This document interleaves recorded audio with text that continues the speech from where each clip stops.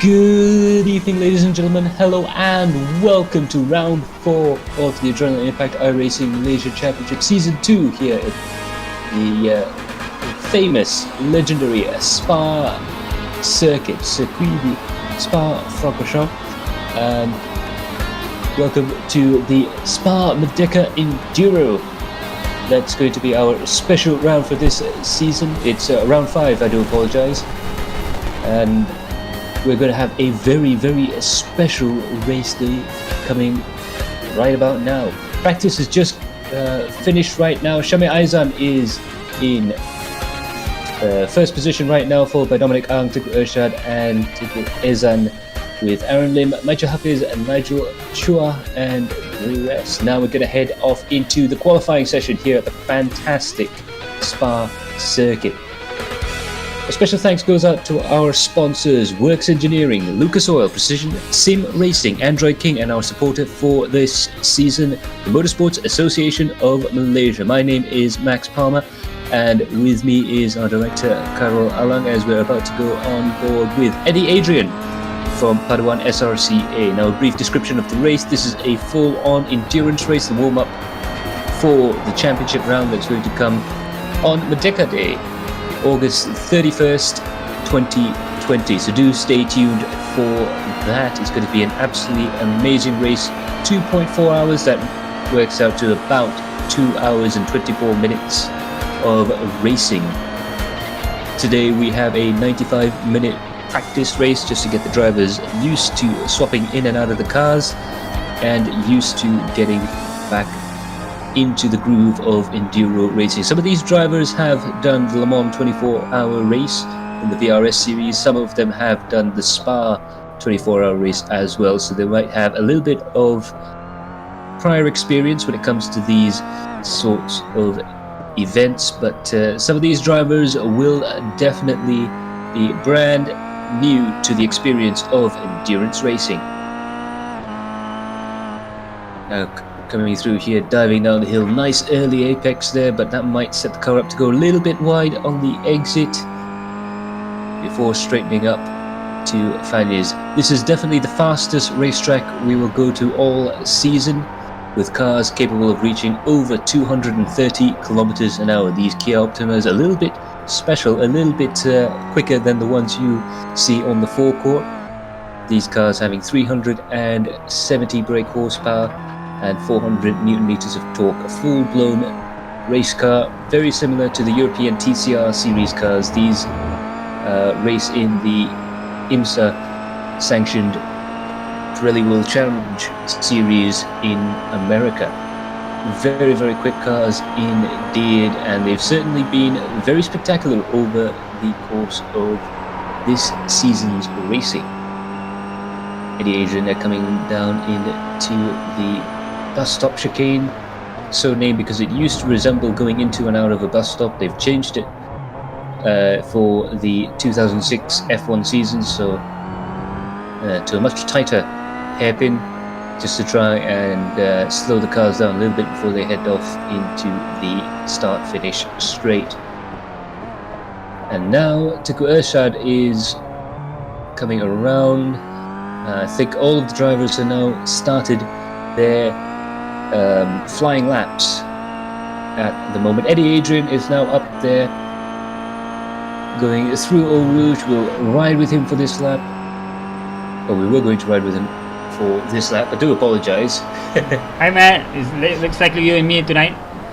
Yep. Unfortunately, most of the usual suspects are either out racing or out officiating in the race right now, so it's going to be just myself for this evening, with the occasional interjections from our director, Carol Alang. Hopefully we might be able to steal a couple of the drivers towards the end of their stints. Now, I do believe this is going to be a multi-driver race, this warm-up race, just to get the crews used to jumping into and out of the cars for the race, and to make sure everything is nice and ready for that Spa 24 hours event. Ruben Wong now, we're on board with him going down the Camel Straight. Let's see how quickly he can push this little Kia Optima in terms of top speed. getting past 230 kilometers an hour there, 232, 233, almost 235 kilometers an hour before the braking zone here coming into Lekun. And for those of you who are watching, do leave a like, comment down below, subscribe to our YouTube channel for more great content, and do spread that sim love racing around.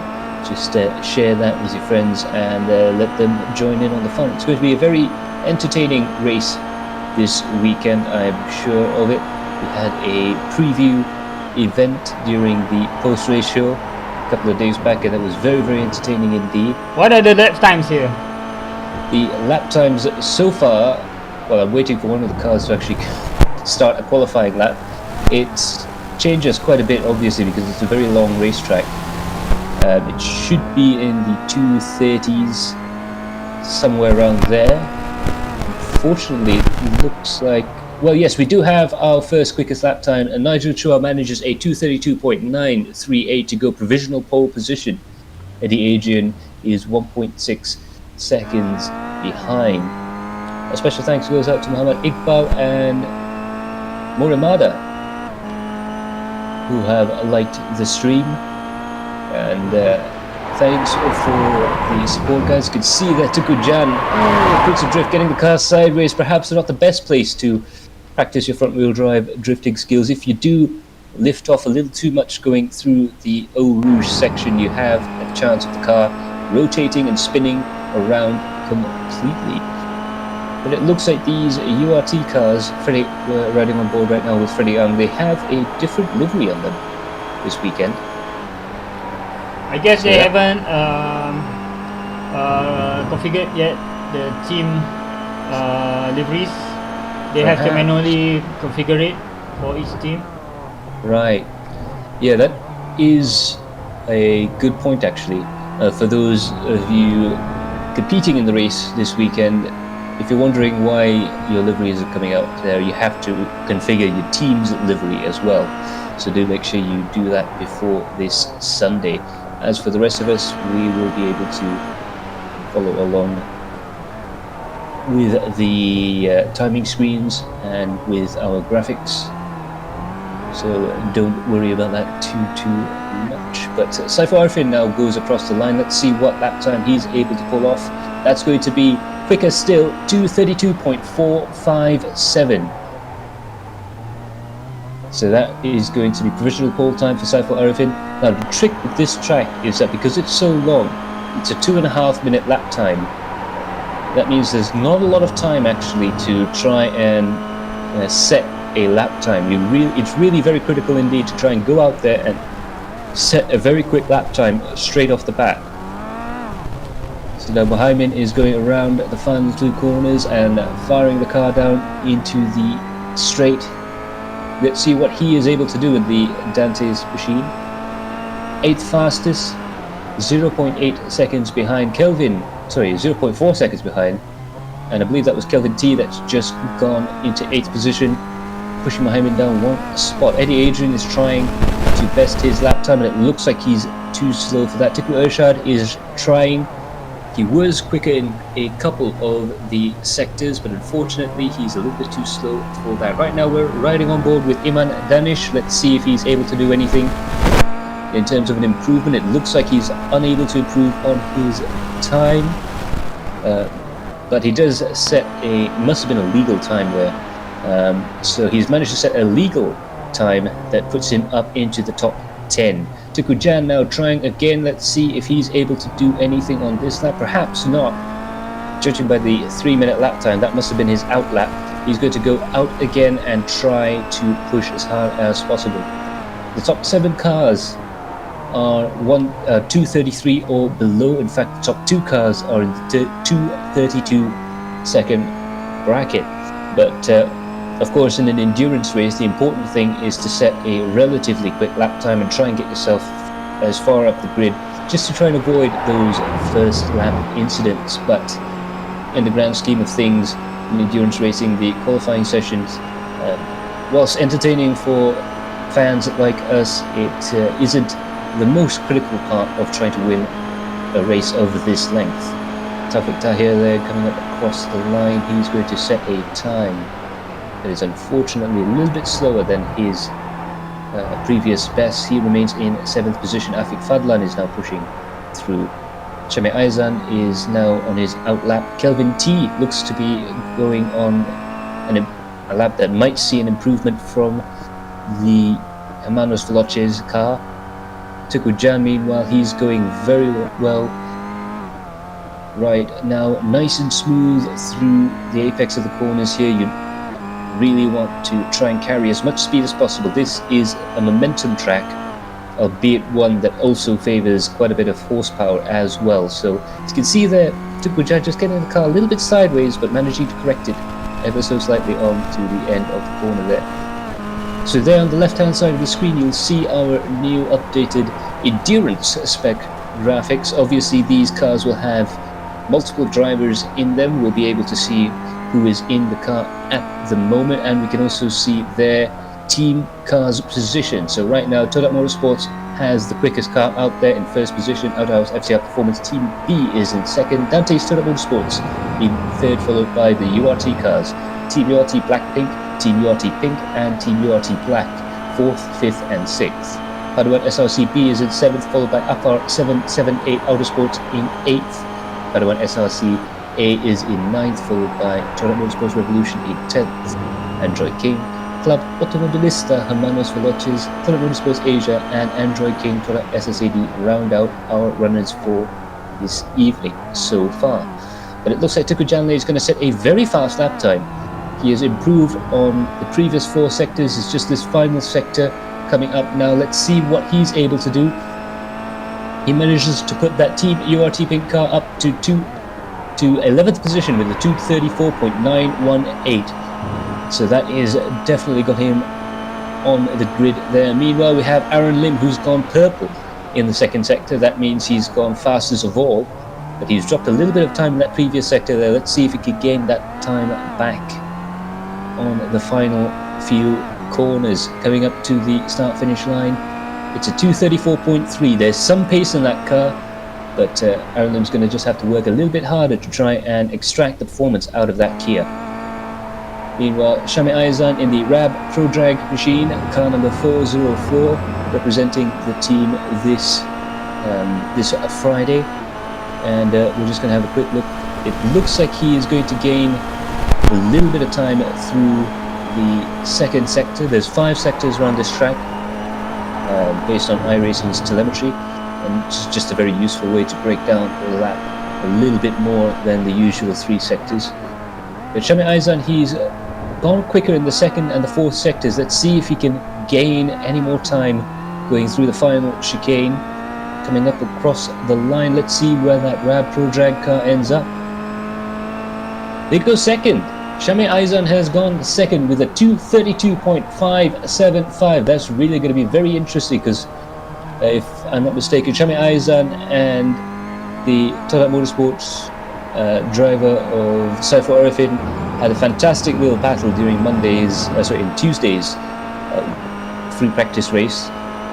We had a sprint race around here just to shake off the old cobwebs and really learn the track here, and it was a very entertaining race indeed, and I suspect it's going to be very entertaining right here as well.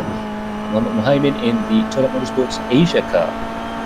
I do apologise, it wasn't the Dante's car that was being driven by Tuku Urshad, but Muhaimin is in the Todak Motorsports Asia car.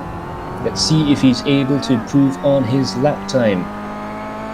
Streaking across the line, let's see what he's able to do. It's a 234.654. That brings that particular machine up to 11th place. So 11th for Todak Motorsports Asia. That just brings them further up towards the middle of the field. Mohammed Khalif there in the Todak Android King machine is coming very hard into his chicane here. They're representing the Android King team for this race.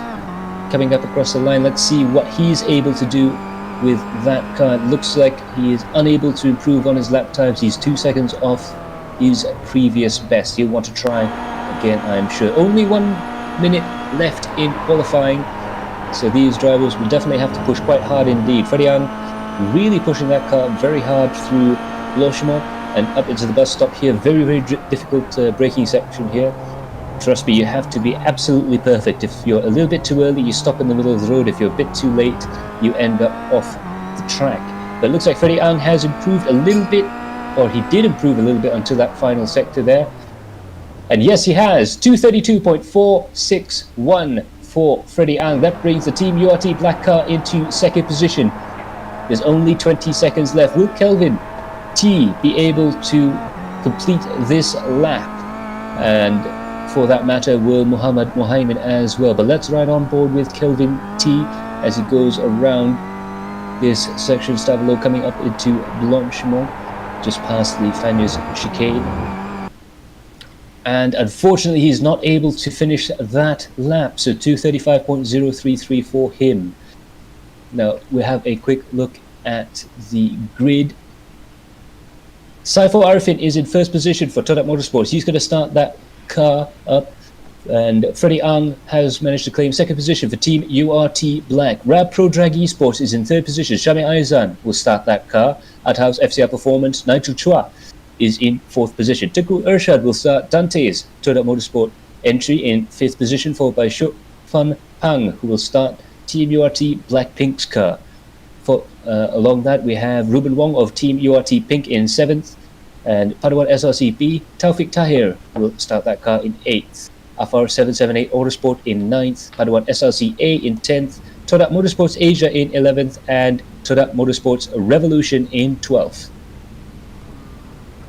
Further down the field, we have Teguh Jan Lei in Team URT Pink in 13th position, and Kelvin T, who is our race analyst. He'll be starting Club Automobilista Hermanos Veloces car in 15th position. It'll be a very interesting race, I am sure, as the cars grid up.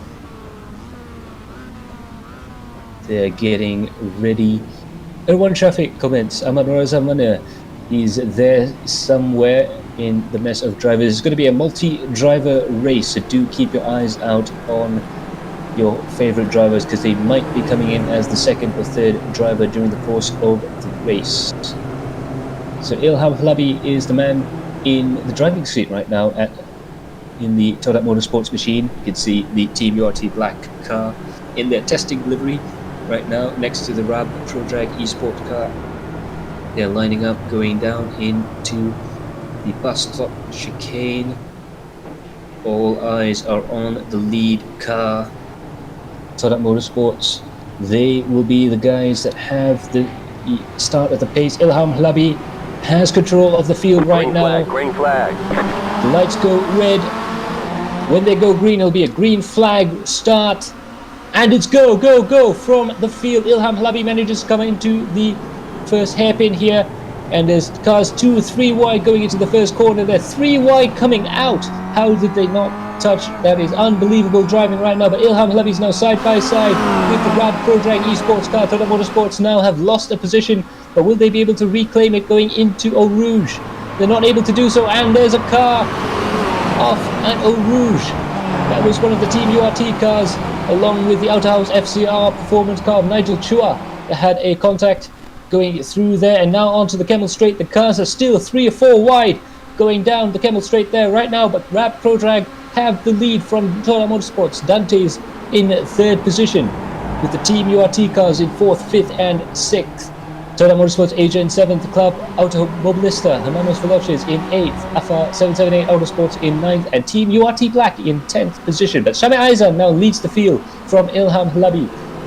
And Teguh Ershad is in 3rd position in the Dante's Todak Motorsports car. Team URT Pink, Black Pink, and there seems to be 2 Team URT Pinks there. Well, yeah, I think they didn't go in as a team. I mean, this could be a problem because the system, the race control will detect it as a DQ.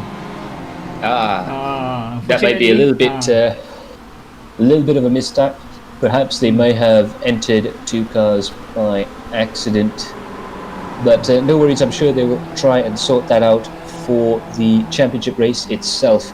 3 points for the drivers who don't disqualify for this round. So That's going to be a very, very important 3 points at the front of the championship. Remember, it's very, very close in the teams and the drivers' championship as well. But now, Shami Aizan has managed to take the lead. Judging by the practice races, he really likes this Spa-Francorchamps circuit, and it really does seem to suit his driving style very much indeed. He's able to run up at the front of the field and definitely outperform expectations. But right now, Shami Aizan coming into the braking zone here for the bus stop. It's going to be a very exciting overtaking opportunity later on in the race there. Toyota Motorsport in second, and Dante's Toyota Motorsport in third position, with Team URT Pink right behind them. These 4 cars are beginning to break away from the rest of the team there. Tuku Ezanle is in 4th position for that Team URT Pink car. He's battling right now to try and stay in touch with the 2 Toyota-backed cars, Dante's Toyota Motorsports and the main Team A, if you will, of Toyota Motorsports. And all these cars are trying to stay in touch with that RAB Pro Drive machine, which is really going very well indeed out the front. Now we have a look at the replay, and Afiq Fadlan is behind the wheel of the FR778 Motorsports car, and it looks to be slowing quite a lot through the bus stop chicane there. It looks like he's going into the pits. There might have been a little bit of a problem there. It looks like there's a little bit of damage at the front end of the car, so I'm not too sure what happened there. They might have been caught up in a first lap incident. Lap 2 right now of this 1 hour and 35 minute race. 95 minutes of action coming up right now. Ilham Hlabi is in second position, followed by Tengku Ershad in third. But Shami Aizan still leads the way going around the hairpin. Now this is definitely a bit of a change in the usual form of these cars. Obviously, Spa has very unique challenges, very different from other tracks. Faiz Aslan right now is in 10th position, and he's battling with the Android King, with the Outer House FCR car of Nigel Chua up ahead, who's also in a testing livery, so I do apologise if I miss any of the drivers out. But right now, Padawan SRC-A and Faiz Aslan, it looks like he is another driver that might be very quick around this track as well. Really dancing the car through the corners there. Very, very smooth on the throttle and brakes to try and get as much speed out of the car as possible. More than any other track on the calendar, this is a track that rewards smoothness and very careful, considerate driving. Meanwhile, Tengku Ershad, the man with the mustache, is right on the tail of the main Toyota Motorsports car, and he'll definitely be trying to overtake that car and get a little bit of kudos for himself and his team, and really try to push that RAB Pro Drag car up ahead. But trust me, Ilham Hlabi will be trying his hardest to gain that position he had at the start of the race. But as we know, Ilham Hlabi has his own tactics when it comes to trying to win a race. He likes to stay behind and really try and read the car up ahead and see what they're doing in terms of positioning on the road and how they defend. And Ilham really likes to put a lot of pressure on the car up ahead before trying for an overtaking maneuver. But it looks like Tengku Ershad is copying that just a little bit by following as close behind as possible without going for that overtaking maneuver. But will we see a position change going up through Eau Rouge, through at Radion and onto the Kemmel Straight? We've seen some fantastic 3-wide running through here during the course of the week. Will we see that happen in this warm-up race?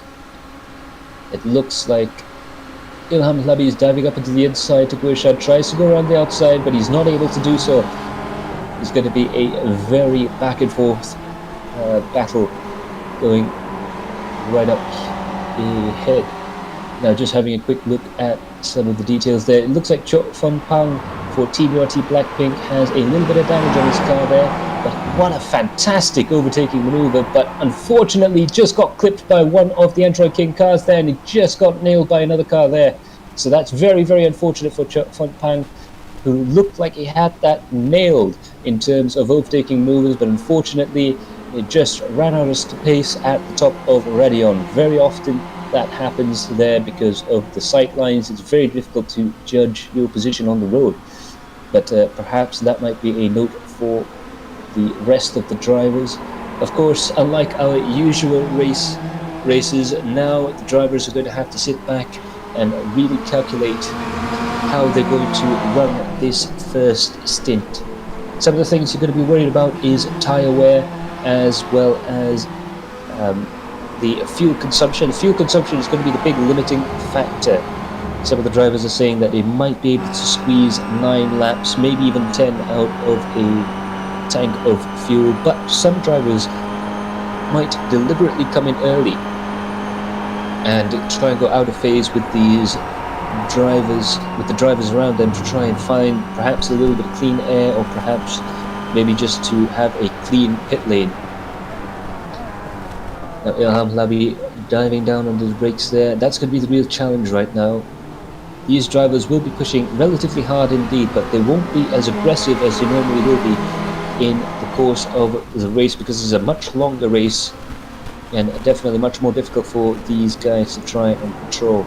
But these 4 have broken off the front of the field there. We have a bit of a breakaway with the Rab Pro Drag esports machine, the Todak Motorsports car, the Dante's Todak Motorsports vehicle, and Team URT Pink car that's tagging along behind there. Ilham Labi still in second place, Shami Aizan still in first, Tinku Ershad is in third position, and I believe that is Tinku Ezan who is in fourth.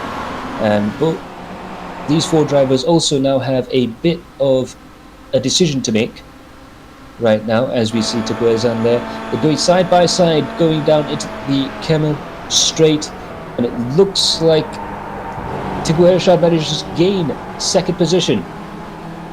So Tinku Ershad moves up into second, whilst the Todak Motorsports machine of Ilham Labi moves down into third place. So this is definitely seems to me that the Dante's guys are going to try and push that car just a little bit harder than the main Todak Motorsports machine, and perhaps try and catch Rab Pro Drag machine up ahead. So could this be a little bit of satellite team tactics and strategy? Tinku Ershad very quick around this track. He was quick during the practice races, and he looks like he's going to be very quick through this warm-up race. So this could be very interesting indeed to see how well he does throughout the course of the following laps. Lap 4 of this race, almost 10 minutes gone, another 85 minutes left in the race. This could be a very interesting battle between these 3 drivers. It looks like Tinku Ezan is backed off either due to not being able to keep up or due to strategy. So let's see how many drivers could stay in this lead group. And another question that a lot of you might have to think about is, will these drivers actually start battling with each other, as it looks like the Dante's machine is, or will they try and start to work together and try and pull away from the rest of the pack? Leave us a comment down below and tell us what you think of the possible tactics and strategies these drivers might be using. They do have drivers in their Discord server, as well as a lot of the team managers to try and manage the pace of the cars and strategize with not only themselves but their satellite teams and their teammates as well. So this could be very interesting indeed. A real team effort goes into an endurance race, and as you can see there, Taufik Tahir perhaps with a little bit too much damage on his car for his liking, but he's still in the race and he's still in 12th position. And this is where we're going to start to see these drivers really having to think about mechanical sympathy as well. Sharon Orfuden likes the stream along with Alif Jantan. Thanks guys for those likes, and do leave us a comment down below, and if you wish, share the video with your friends and spread that sim racing love around. Iman Danish right now in 7th position. He is in a little bit of a battle himself. He's got Dominic up ahead. Dominic Ang takes a little bit more speed than Iman can through these S's here at Lecom, and now going down the hill towards the hairpin. Now this hairpin is a lot harder than it looks on screen there, because it's off cambered. The car wants to understeer, wants to push out wide, and you really can hurt the tyres quite a bit if you try and force your way through that corner, if you try and force a tight line through there. So you got to be very, very careful indeed as to how you drive through that section there. Iman Danish pretty much holding a watching brief with the car up ahead. So this is going to be very, very interesting indeed to see how this particular battle works out. Iman's very close to Dominic, who's also very close to Gurjan up ahead. So this is the battle for the lead of the second group that has developed right now. Looking at the timing screens there, we have one group that is Shami, Irshad, Ilham and Ezan that have sort of put a bit of a gap from Gurjan, Dominic, Danish and Kelvin. So this is going to be a very interesting battle indeed. Out at the front though, Teku Ezanle is putting a lot of pressure in that Team URT Pinker. He's putting that Todak Motorsports machine under a lot of strain indeed. The Todak guys will really be starting to worry a little bit here. It looks like Teku Ezan took it a little bit easy perhaps throughout the start of the stint, and perhaps let the other three drivers sort of go away from them, but obviously the Team URT Pinker had the advantage of running with a lot of slipstream down the long straights here at Spa. So that's going to be very interesting to see how this pans out.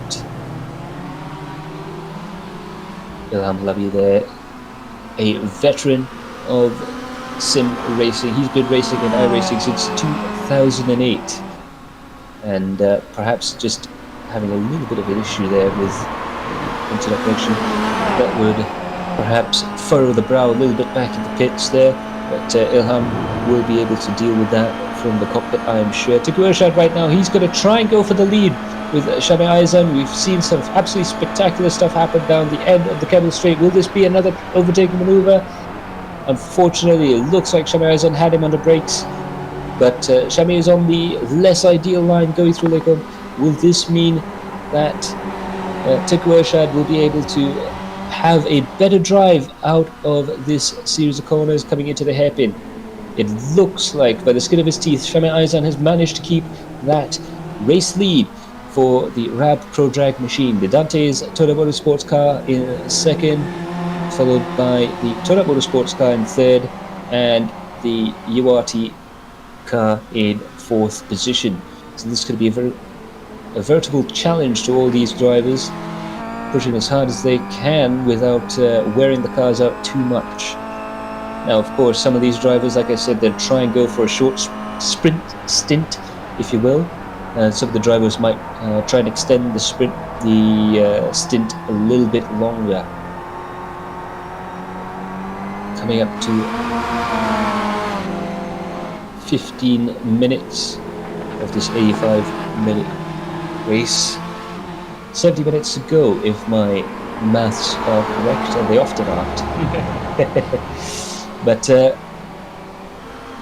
you can see that Teku Irshad still trying to get the lead from Shami Aizan. It's going to be a real tricky case trying to go through the Blanchimont. Is he benefiting from any gain from drafting behind Shami? I would have to say that yeah, he should have a little bit of advantage. Of course, when it comes to a train like this, the advantages actually get a little bit better the further behind you are. These cars aren't very downforce limited, so there's not too much of a dirty air problem with these cars. They don't have a lot of downforce to lose to begin with, but what they do have is a lot of drag, and so when these cars are following each other, you'll often find that the cars further behind will be able to save quite a bit of fuel, especially if they're right up to the back of the car up ahead. So that's going to be the question here. Will these two drivers start to work together and try and push away and try and break away from the two chasing cars like they are doing right now, or will they begin to battle? Because when they start to battle, they start to wear out the tires, they start to wear out the brakes. But it looks like Teku Irshad's going to go for it. Will he be able to get into a braking battle with Shami Aizan? Unfortunately, Shami has got the entry into that particular corner just about right, and it looks like Teku Irshad's not able to overtake Shami Aizan. So this is starting to become a very interesting race indeed. A lot of these drivers, they're not pushing as hard as they normally would in the usual 45-minute race, but for sure there's definitely a certain will to win this early on in the race. So 17 minutes have passed in this 1 hour and 35-minute race. It's going to be very challenging indeed. Dominic Ang is in 6th place. He's got his teammate Tinku Jan up ahead, and he's got Iman Danish of the Total Motorsports Revolution car behind him. Now this is going to be very interesting. Will he start to work with Tinku Jan? He's got 2 teammates basically lying astern here, and now let's see if they're able to try and work together and sort of try and gain some of those savings, because at a track with straights like this you can save more time by drafting on the straights than you can by trying to push through the corners. That's how fast and flat out most of the track is. You can see that Iman Danish perhaps beginning to think that this might be possible. It won't be possible right this minute, although he is going for it. He's going to go from well back to try and gain that position from Dominic Ang, but he decides to pull out at the last minute, and he's going into the pits. 2 drivers into the pits, 3 drivers in the pits. Ezan Jan and Iman Danish have gone into the pits. Will this be the first of the sprint first stints, the short first stints coming into play? Now this is going to be very interesting indeed. We'll have to keep an eye on how well the 2 URT cars and the Total Motorsports Revolution car do in pits there. And it looks like Ruben is getting into that 8th place car, and Tamizi's gone into the pits as well. So let's see how this is going. Tinku Irshad looks like he's managed to get that draft going into the end of the Kemmel Straight, but unfortunately Sami Aizan yet again has just the braking performance to try and hold them off. But Tinku Irshad there, fantastic battling going through those S's at the end of the Kemmel Straight there, coming up into the hairpin turn, and these drivers have been battling for pretty much the entirety of their stint. This is going to be an absolutely fantastic run through these corners here, through Puron, oh sorry, through No Name I believe, as the locals call it. Now through this left-hander here, you can see Shamir's car starting to slide around just a little bit more. Perhaps these drivers will be trying to push cars as hard as they'll go, but the tires are wearing out, the fuel is wearing out. Remember, these guys have a limited fuel tank. We've artificially decreased the size of these fuel tanks just to make the racing just a little bit more exciting. Thanks to Reza Falevi for liking the stream. I do hope I pronounced your name correctly. If not, leave us a comment down below, and once you do that, do share it amongst your friends and spread that sim racing love around. Tinku Irshad right now, he has lost that position back to Sami Aizan that he had, but now he's going to go and try for a really challenging move coming into Blanchimont. They're side by side through Blanchimont, and Tinku Irshad manages to get that overtaking maneuver done. Absolutely fantastic stuff here. But now he's got to watch out behind in the braking zone. It looks like Sami Aizan might be losing a little bit of performance from his tyres. He was pushing the car off really rather hard for very long indeed. And now Tinku Irshad goes immediately into the pits there, and Sami Aizan manages to follow them. This is the first of the 2 leaders, and now Ilham Halabi decides to go for another lap. So this is going to be very interesting tactics indeed. It looks like Ilham will be going for a longer stint. Tinku Irshad and Sami Aizan went in for a rather medium stint, whilst Faiz and Kelvin also in the pit lanes as well. But it looks like Ilham Halabi is going to try and go long in this stint. So that's Total Motorsports from URT in 2nd position, and I believe that's Outhouse FCR in 3rd position, Nigel Chua. Malvindajit in 4th place, followed by Irshan, Adrian Alvarez and Taufik, with Afif Fadlan in 9th and Tinku Jan here in 10th. They're both battling each other very hard indeed. Team URT Pink versus Alpha 778 Autosports really pushing the cars very hard through these corners, absolutely flying there, and it looks like Tuku Jan managed to make an overtaking maneuver on Afi Fadlan. So these are another two drivers that are trying to go long on their first stint, and that looks like that was Iman Danish down in 11th place after his stop. Meanwhile, Tuku Ershad decides to go out without a driver change. Of course, the driver change might take a little bit longer in the pits, so perhaps they're going for that double stint, and he'll hand the car over later on. But that's put him in 4th position, 58 seconds behind the top 3. That might be the sign, the critical information that Ilham needs for his attempt at an overcut. So he's going to try and go into the pits, get fueled up, and come back out again. Or he might even extend it and try and see if he can open up that lead. But it'll be very difficult because the cars behind him now will have fresher tyres, a full load of fuel. They'll be able to push quite a bit harder. Afiq Fadlan there in 7th position. He's already stopped, and now he is trying to catch up with Iman Danish, who's gone back up into 6th position. So Iman Danish really on a tear, trying to push that car as hard as he can.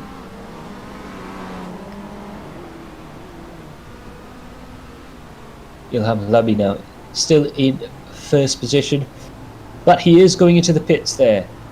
So Ilham is heading into the pits. This will be the critical test. He knows he knows that if Dominic stayed out, he would have given the position up, but Dominic and Nigel both follow him into the pits. Dominic for the URT team, Nigel for Outer House. They're now both into the pits there. Let's see if Tuku Ershad is able to catch up. There's 2.1 kilometers to go to the end of the lap. He's almost on the home straight here. Once he gets out of this bend, he's only got Blanchemont and the bus stop chicane to go before he claims back the lead of the race. So it's going to be very, very tricky indeed to see if he's able to do so. Saiful Arifin has gone into the Todat Motorsports machine. He'll take over for the 2nd stint of this race. Tuku Ershad really sliding the car around there, pushing that Kia Optima as hard as it will go. Ross Cass, good evening there, and thanks for liking the stream. And it looks like my mother has made an appearance again. And so thanks for liking the stream, and do share it with your friends and spread that sim racing love around. But it looks like Tuku Ershad is able to overtake the cars in the pits and come out in 1st position.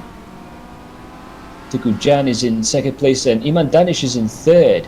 So now Saiful Arifin has gone into the car there. He's coming out in 5th position, but he's got a fresh load of fuel and a fresh set of tyres, so he'll be able to catch down the cars up ahead. He's got the car to do it. It's in pristine condition, which is critical on a race of this length, and it's going to be very interesting indeed to see how well he does through these races here. MD Joshim, thanks for the like. Do keep the comments coming in. The like and comments. Meanwhile, Iman Danish, he's gone up into 3rd position. I believe he's already had a stop. So that is very good news for Iman Danish. It looks like his strategy is working out quite a bit as well. Going around the hairpin turn there. It looks like, as my timing went off there, do apologise, but looks like Iman Danish is catching Tuku Jan at quite a rate there. So Iman Danish, a rather junior driver, I believe he's still a teenager, so a very young man getting his first real taste of motorsports at quite a high level here, and he's doing very well for himself, I must add. For Todat Motorsports Revolution, definitely repaying the faith the team has put into him, and at this rate he might have a chance of catching the veteran Tuku Jan Lay up ahead. This could be a very interesting battle shaping up here, but it looks like Tuku Jan just has the legs on Iman Danish at the moment. Meanwhile, we look at the Toyota Motorsport machine of Saiful Arifin. He's also catching up with the car ahead quite a bit there. You can see the closing speed get higher and higher. That's Malvinajit in the Rad Pro Drag machine that Sami Aizan did so well in, going through the corners there. So Sami Aizan has also changed drivers along with Saiful Arifin. This will be very interesting indeed. The positions are very fluid still as the race begins to develop.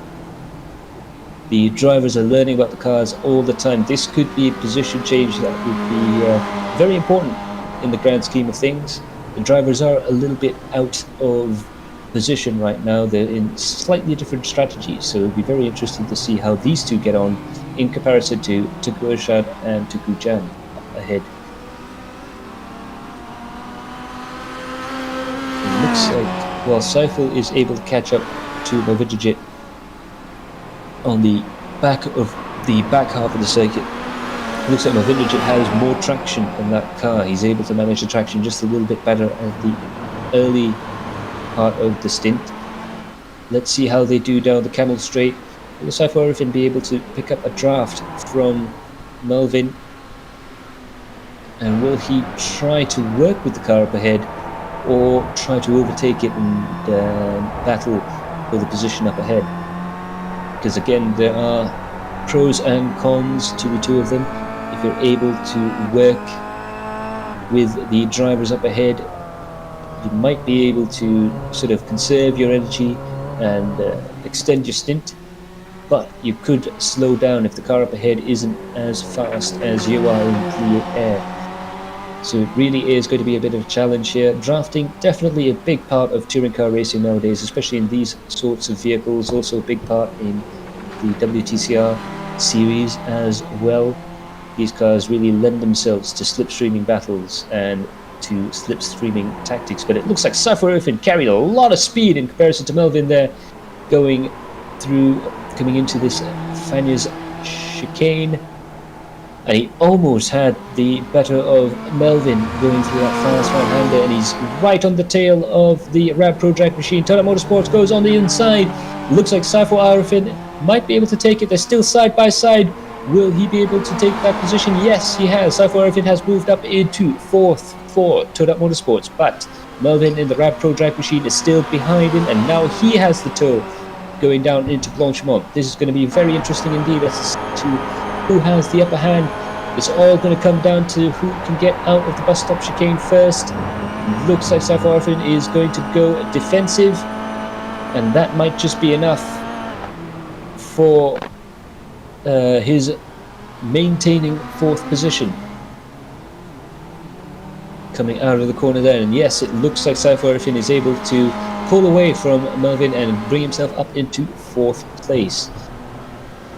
Absolutely fantastic racing even this far into the race. 30 minutes elapsed, an hour and 5 minutes to go in the early stages of what is promising to be a very tactical race indeed. The battles are still going on, however. Iman Danish is trying to catch Tuku Jan up ahead.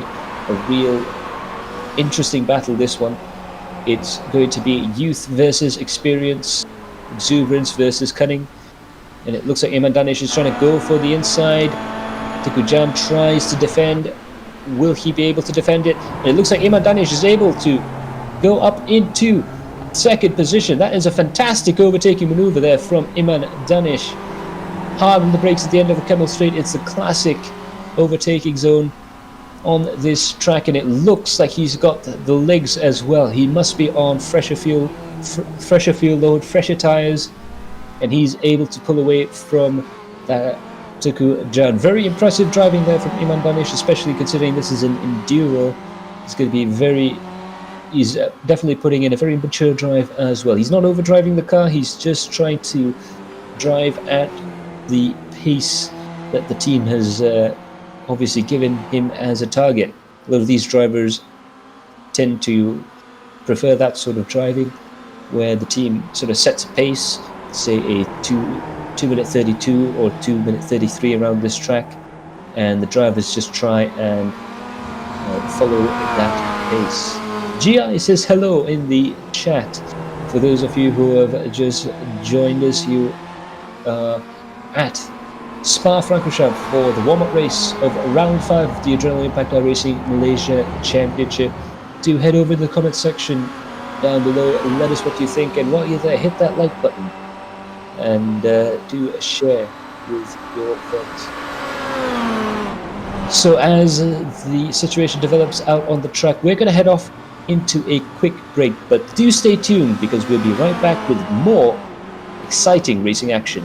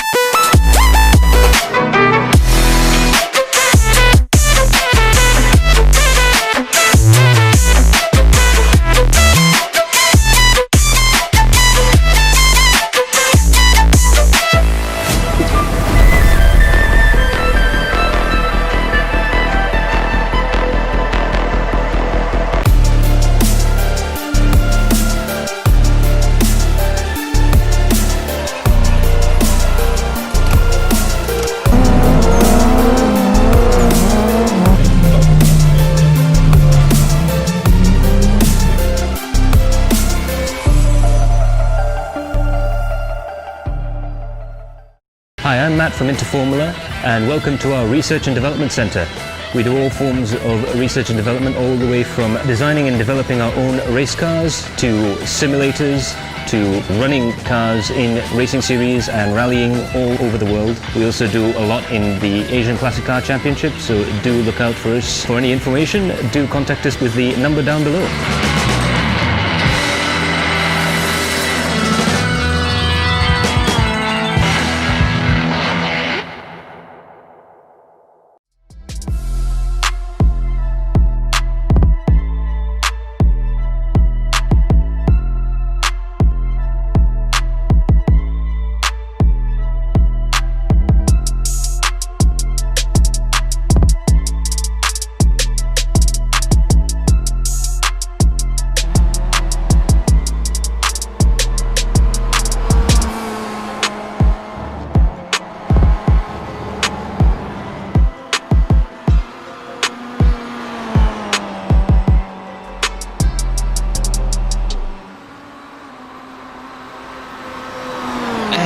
we're back. For those of you who've just joined us, you're tuned in to the warm-up race for round 5 of the Adrenaline Packed iRacing Malaysia Championship.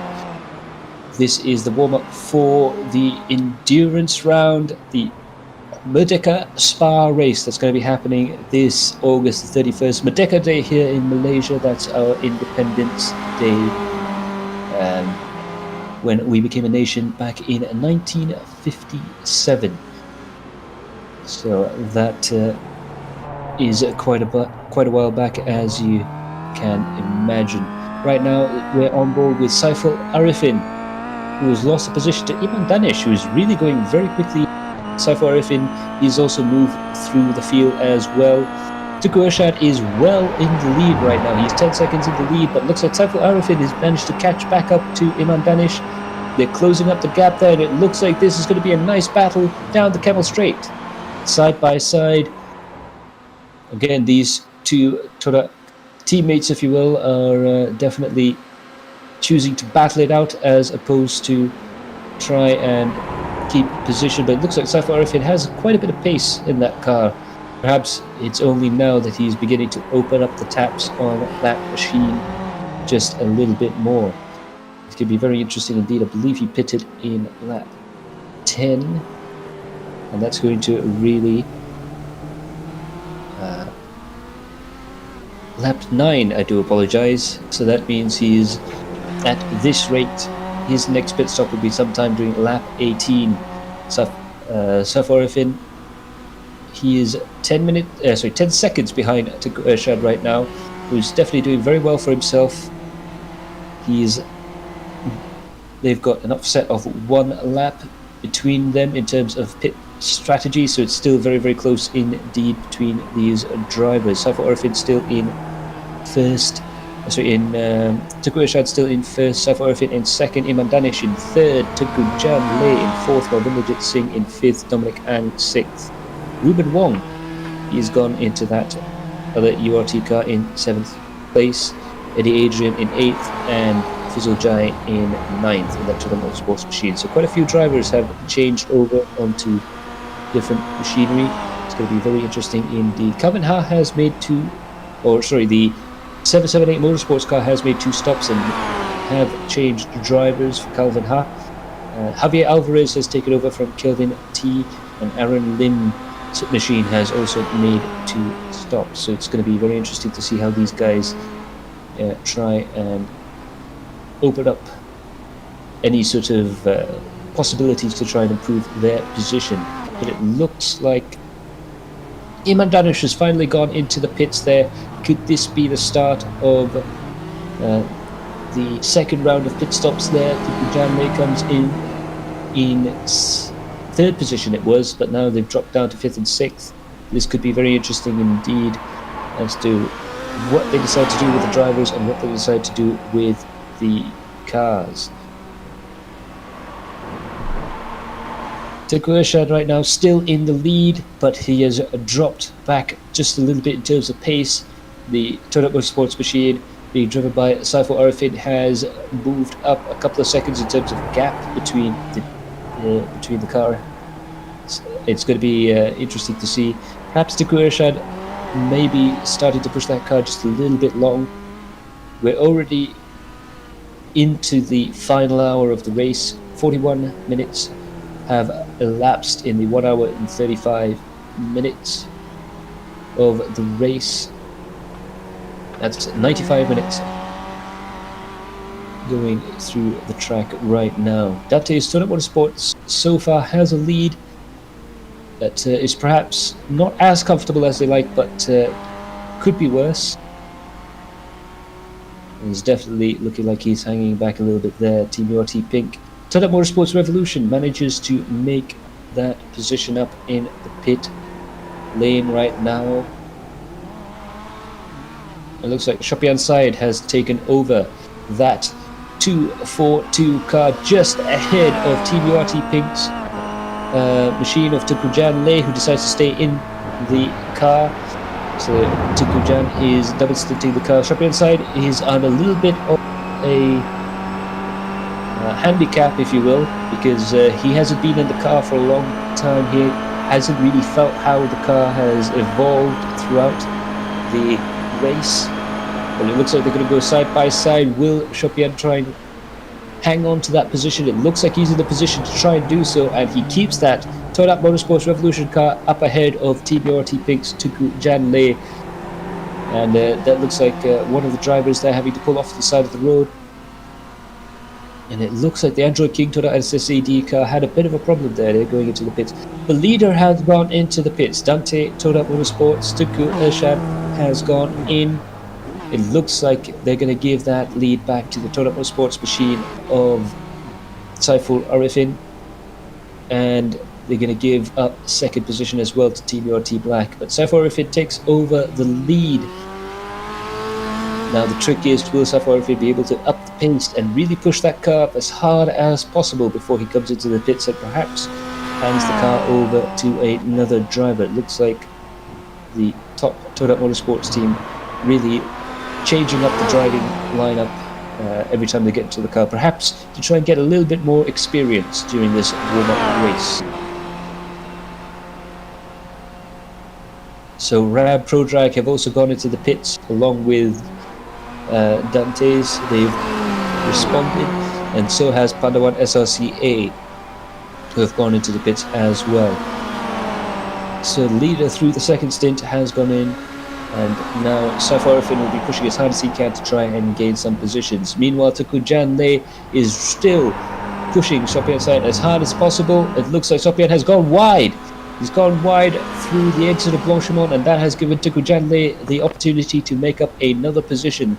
Tuku Jan goes up into second for Team URT Pink, and Sopian side goes up down to goes up to 7th, and Sopian side goes down to 8th. Tuku Ershad comes out of the pits in 3rd position, so that's really helped out his cause quite a bit right now. He's going to double sync the car and try and stay in there. I believe now it's going to be his 3rd stint in that Dante's Motorsport machine. Perhaps they've broken down the driving stint lengths just a little bit differently to the rest of the crews. Now there's no minimum or maximum time to be sat in a car at any one period of time, but there is a fair share rule. So if you have 3 drivers in one car, each driver has to do at least 25% of their fair share of the driving. That works out to roughly about 9 laps around this track here. Sopian side perhaps just a little bit unlucky. He was involved in a driver change, whereas the car up ahead had Tuku Jan, who elected to stay in the car. And obviously he's a lot more used to the car. That's the advantage of trying to run in the car as long as possible. But of course you're not as fresh at the end of a stint. Once you've double or even triple stinted these cars, they can be a little bit physical. But it looks like Saiful Arifin's gone into the pits, and we're going to have another leader in the form of Dominic Ang for Team URT Black, who's decided to go around for another lap. Let's see if he's able to put in some quick lap times in order to try and extend his lead enough in order to be able to pit and get out ahead of Saiful Arifin. We also have to keep an eye out on Saiful to see if he stays in the car or if he decides to go out of the car and give the drive over to Michael Hafiz, I believe is the 3rd driver in that team. Tuku Ershad looks like he's about to cross the line and take that position from Saiful Arifin, so the Dante's Toyota Motorsports machine will move up into 2nd position, immediately followed by Shami Azri in the Rab Pro Drag car. By my calculations, the Toyota Motorsports machine might come out in positions 7 or 8. So 7th or 8th place, perhaps not the ideal position, but unfortunately these drivers didn't quite manage to sort it all out. Ilham Halabi gets back into the car. That's very interesting. So they've elected to give the drive back to Ilham Halabi. Perhaps they're leaving Michael Hafiz right up to the end of the race, perhaps hoping for calmer conditions for the relative newcomer in the team. Of course, Michael Hafiz is very experienced in racing. In fact, he'll be racing this weekend at Sepang for the Real Life Merdeka race. That's going to be happening on the Saturday and the Sunday. It's the Malaysian Speed Festival in cooperation with the Malaysian Championship Series, the former Malaysian Super Series, for those of you guys who perhaps have been out of the scene for a while. So there's going to be the best of Malaysian touring car racing at the track, and they're going to be racing all throughout, right into the night. And obviously the teams will be celebrating Merdeka Day there as well. Races going on all the way up to midnight. It's going to be an absolutely fantastic event, and it's going to be live streamed as well, so do look out for that, and do look out for our coverage of the JR Speed team as well. And we're going to see how those guys head on. Some of you guys who've joined us since the MCO period will probably remember JR Speed as some of the competitors in our rallying championship that we had before this, and they also do quite a bit of touring car racing as well in MSF. Dominic Ang has gone into the pits here, and now this is going to be the tricky thing. Tinku Ershad is a lot closer to Dominic than he was to Saifold the last time we've had a look at this, so it could be very interesting indeed. We are at, I would guess, roughly around the halfway point of the race. It looks like a 4 or 5 stop race. But Tinku Ershad now, he is on a race against time to try and complete this lap as much as possible. Freddie Ang gets into that machine. Meanwhile, Tinku Ershad will be pushing as hard as he can to try and get to the start finish line and pass Freddie in the pits, and it looks like he's able to do so. Tinku Ershad just a little bit quicker on that last stint than he was in the stint before that, and he now reclaims the lead of the race. And it looks like Shami Austri has gone into the pits as well, so that's going to be very interesting indeed. Tikujan moves up into second place.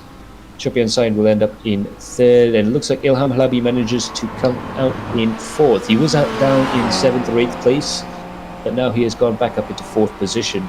So that's going to be really be very interesting indeed, because as you can see there, Tinku Ershad very far up the road, 14 seconds, so he's gained 4 seconds effectively in the lead of the race. So he was leading by 10, that dropped down to 8 at some point, but now he's back up to 15 seconds in the lead, so definitely a much more comfortable position for Tinku Ershad to be in. Obviously he's going to have to hand that car over to, I believe, Mohaimin, who is his teammate, but he will try and hand that car over in as big a lead as possible. Ilham Halabi, however, gets back into the car. Saif Arifin has his drive, and now Ilham will be pushing hard in order to try and catch the car up ahead.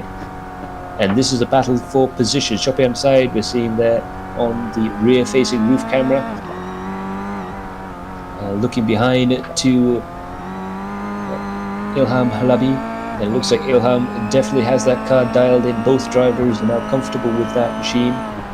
And this could still, depending on how the strategy pans out, and Shopian's gone a little bit wide through there, and he has to give that position up.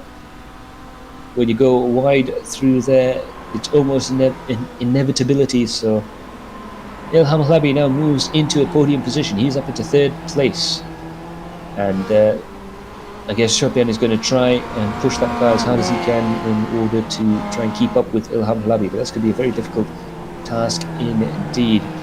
Ilham already pulling out 1 second advantage through those previous 4 corners or so, and it looks like that white Toyota Motorsports machine has a lot of speed in it. But Toyota Motorsports Revolution, Shopian side, he's still doing quite well actually for himself in 4th place. He's at a comfortable position, but he will have to look into his mirrors, because Shami Aizan, who's proven to be very fast on this track, he is catching Shopian at a rate of a couple of tenths in the last sector. Tinku Janle is in 2nd position. He's managed to come out quite well in the pit lane shuffle, and he's looking like he's getting really comfortable in that car and beginning to pull away from Ilham Halabi behind him. Most of the drivers have already completed their second stop. Afik is on 3. He's gone back into the car. They are obviously going back and forth when it comes to drivers. Alvarez as well, he's still in the Hermanos Veloces machine. It's going to be very interesting indeed to see how this pans out. Shame Aizan, he's beginning to catch up with Shopian's side. Right now for Shopian, it's going to be a case of trying to stem the flow and try and keep that car as high up the leaderboard as possible. But Shame Aizan is catching at quite a high rate there. 0.47 tenths at the end of Kennel Straight. This looks like this might be a chance for Shame Aizan to gain another position and perhaps try and catch back up with Ilham Halabi. Again, Shame Aizan, a bit of a specialist around here at Spa. He seems to be able to make these Kias work quite well around this fabled racetrack.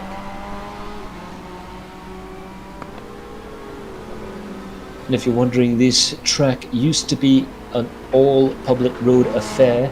They used to literally close the public roads down and race through a longer extended version of this course, 14.7 kilometers long, up to 15 plus, in fact, upset points during its history.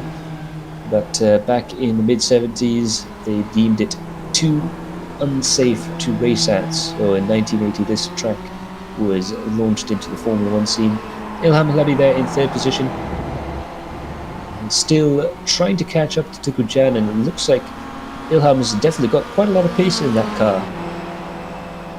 Ershad still in the lead, still by roughly 15 seconds. It looks like Ershad also has quite a bit of pace. It looks like these Toyota Motorsports guys have dialed in their strategy and dialed in their pace quite well in the practice that they've had through the last few weeks or so.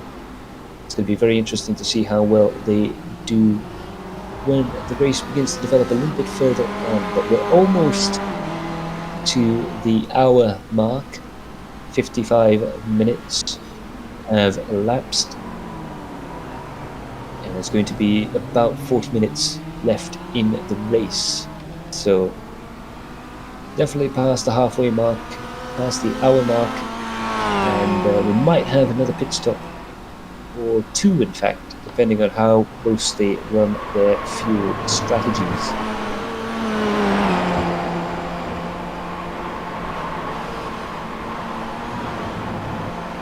As the race begins to come into this comfortable rhythm, you can see the lights go on, the sun beginning to set. It does remain for me to thank our sponsors, Works Engineering, who have a fantastic range of products for your race and road car performance products that will help you succeed. And Lucas Oil as well, it works, and let me tell you, the lubricants are definitely very, very nice. And they're famous for supporting motorsports events, including stadium off-road, drag racing, and even drifting in the States there. So a very well-known lubricant in the motorsports scene, and very popular with a lot of the drivers out there. Precision Sim Racing, a local brand. Calvin Ha is one of the guys behind that, and they do a good line of sim racing peripherals. I can definitely recommend their brake pedal kits, which are very, very good indeed. I noticed that Alex Young has managed to get his hands on one, which makes me quite jealous indeed. Perhaps I'm going to need to talk to Calvin and see if I can swing one. Unlikely, however. Android King. Afizal Jai is the team manager for that team and also the owner of the brand. They do a line of, well, they're the importers for the Pandora's Box arcade gaming system, as well as sim racing equipment as well. So they do a nice line of sim racing rigs and pedals and steering, so you can check them out as well. And a supporter for this series, the Motorsports Association of Malaysia. They are the country's ASN, Malaysia's ASM, that's the FIA's representative in Asia. They'll be a little bit busy this weekend, thankfully, with the Merdeka race. So basically, if you get a racing license, they'll be from MAM, and they sanction the events here in Malaysia. So they are sanctioning body, and it's been fantastic to have them on board and have their input in this series. Ilham Halabi, meanwhile, to return back to the race, is in third place. Ahead of him is Tunku Jan Lei, who's managed to catch up ever so slightly on Tunku Ershad, who's in the lead. So the Dante's Toyota Motorsports car is in the lead, and it looks like Ilham Halabi be able to try and make an overtaking maneuver here work. They're side by side down the Camel straight. It's going to be an outbraking maneuver trying to come up into this braking zone there, and it looks like Ilham Halabi's managed to just get his car ahead of Tunku Jan Lei, and that's a position gain for the Toyota Motorsports machine. A very hard-fought position indeed. And now Tunku Jan Lei has the unenviable task of trying to stay with Ilham Halabi and try and retake that position again. You can see very different driving styles between Tunku Jan and Ilham Halabi. But they were very close on pace throughout this stint. It's going to be very interesting to see if they are able to try and make that work. Now coming in through here on the run up into the Fanyas chicane, and through the sweeping left hander. That's the biggest challenge here at Spa, is balancing tyre wear with performance. These long, very high speed corners definitely torture the tyres quite a lot. Not only are the tyres getting hot and sliding across the surface of the tarmac, but they're also deflecting.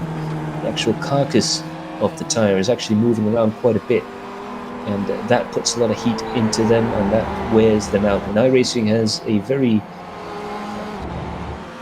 interesting tyre model. They're constantly changing it. They're constantly talking to real-life racing drivers that service, as well as to real-life race teams, trying to gather data on these machines to try and improve their tyre model.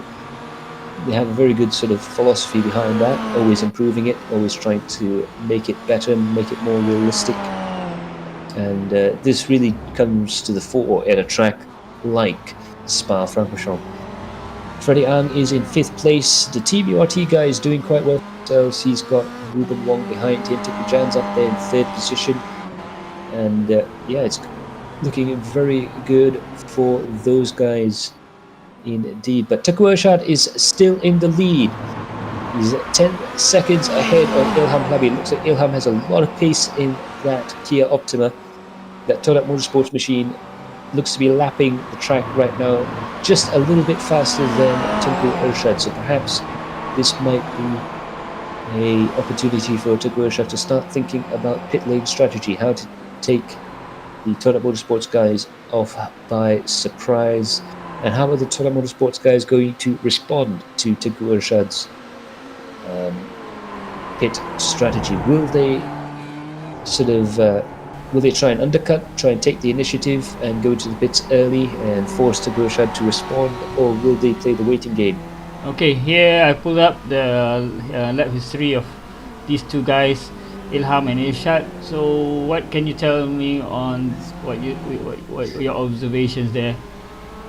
Well, it's starting to look like Tunku Ershad's car is beginning to decrease in performance a little bit. Perhaps the tyres are just a little bit more worn out on Tunku Ershad's car. Perhaps he's having to save a little bit of fuel now, because he is losing between 2 to 3 seconds a lap, which is quite a lot in terms of overall pace, in terms of lap time. It looks like Ilham Halabi has the healthier car this late into the stint.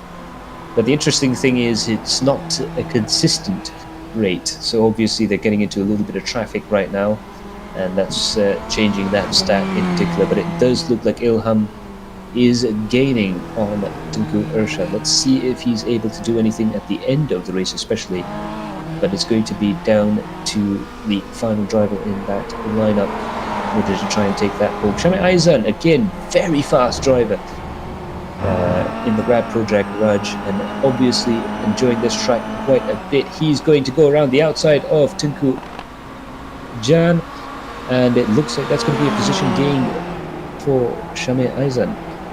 Unfortunately, I've lost video signal here, so do stand by. Yeah, Shamir had a successful overtake of Jan. Now he's going to the pits. They're So both Shamir going Aizan to the pits. Shamir Aizan and Tukujan have gone into the pits there. This I will do be interesting. apologize. I do have to apologize there. My monitor, brand new monitor, has turned itself off. Is it okay now? Yeah. Tip to you guys who've just bought new monitors: make sure you turn off eco mode. But this is going to be very interesting because it's going to be a battle of pit lane strategy for these two drivers, Tukujan and Shamir Aizan. It looks like Shamir Aizan's getting out of the car. That's very quick. Now, if only I could get my real-life racing driver to get in and out of the car that quickly. So Shamir is out of the car. I believe that means Melvin is going to get into the car. Melvin Najit Singh with that very funkadelic helmet. He is going to get into the car there, and it looks like Tinku Ezan is going to get into the 6th place car. Tukujan is dropped into 8th. So that's just a function of the positions they have at the pits. So keep your eye out on Melvin Najit and on Tukujan. But it looks like Melvin's managed to get out of the pits quite quickly there. Nigel Shaw has gone into the pits. They're still in the pits. Okay, Melvin's going out. There we go. I wonder when Seisha is going into the pits. And there is Tukujan and it looks like Melvin has managed to keep that position from Tukujan, who is now rumbling down the pits there. And it looks like Ershad's really extending the extending his stint as long as possible. And with an 11-second gap to Ilham Halabi, this might work out in Ershad's favour. Now, of course, any sort of strategy decisions made earlier on in the race is going to affect the end of the race by quite a bit. We have about half an hour to go in the race right now. Tuku Ershad in the lead. He seems to have picked up the pace just a little bit. Either that or Ilham has also begun to suffer from a little bit of tyre degradation as well, I'm sure. The Dante's crew are looking very carefully at times, the lap times and the gaps as well. That's your top 10 right now. Dante's Todak Motorsports in the lead, followed by the main Todak Motorsports outfit in 2nd place. Team URT Black is in 3rd, followed by Padawan SRC-A. Outer House FCR Performance Team B is in 5th place, followed by Rab Pro Drag Esports. Padawan SRC-B, Team URT Pink, Afar 778 Autosports and Todak Motorsports Asia.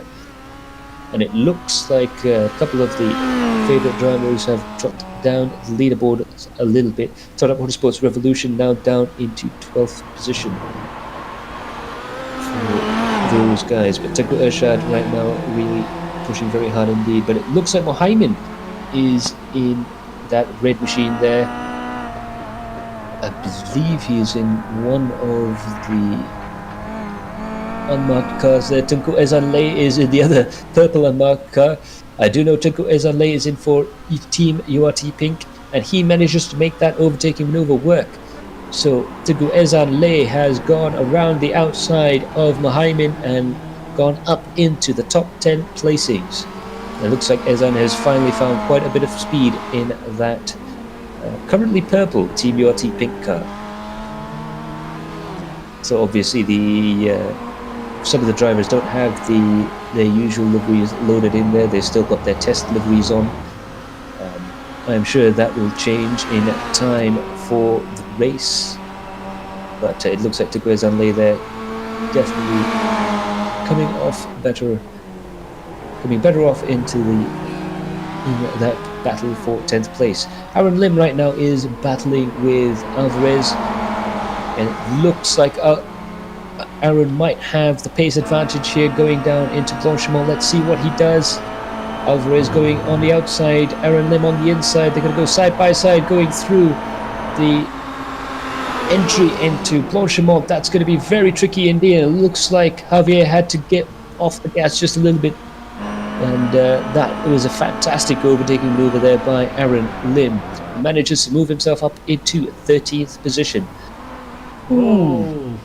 But that looks like a little bit of a outbraking maneuver there from that Javier Alvarez, who looks like he's braked a little bit too hard coming into the bus stop chicane. But now they're both in the pits. This is very interesting for this battle there. Aaron Lim managing to recover that car, but Javier unfortunately just left a little bit too late on the brakes going into the bus stop chicane. But that's the challenge with the bus stop chicane. If you brake a little bit too late, you are really off the road, whereas if you brake a little bit too early, you're a little bit too slow at the apex. So very, very hard to gauge speeds around here, especially coming into the bus stop. So Irshad, Meanwhile, pits. Tiko Irshad is in the pits. That means Ilham Lardi moves up into the race lead. Freddie Ang has moved into second place. This is going to be very, very interesting indeed. Tiko Irshad, the first of the front runners to pit. This is going to be intriguing indeed. It looks like Ilham Labi is backed off the pace ever so slightly. He's not going as quickly as he usually is, so perhaps those tires are beginning to suffer on the Toyota Motorsports machine. And Freddie Ang is very close behind, challenging for the lead.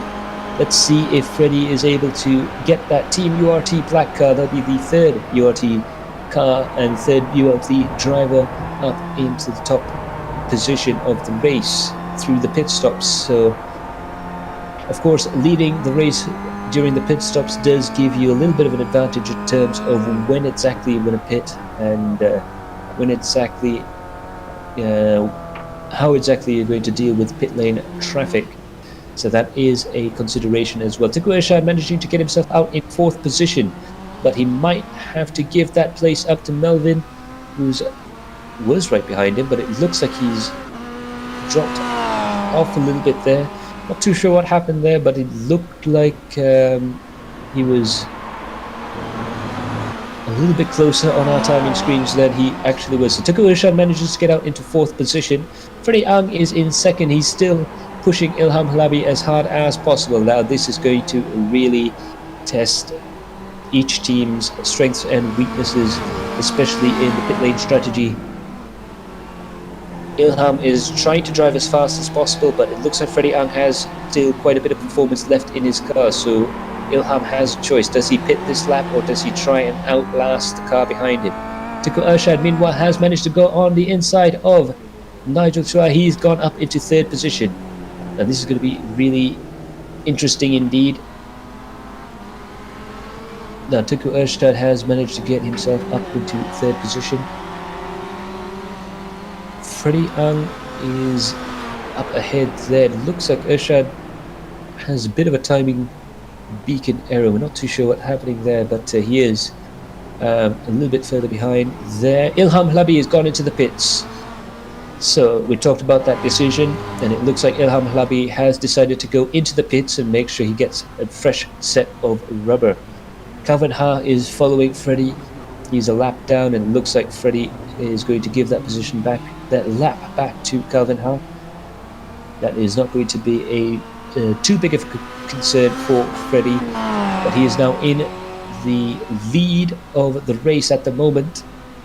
Will he have the lead once these pit stops cycle through? So now Freddie has the difficult decision to make.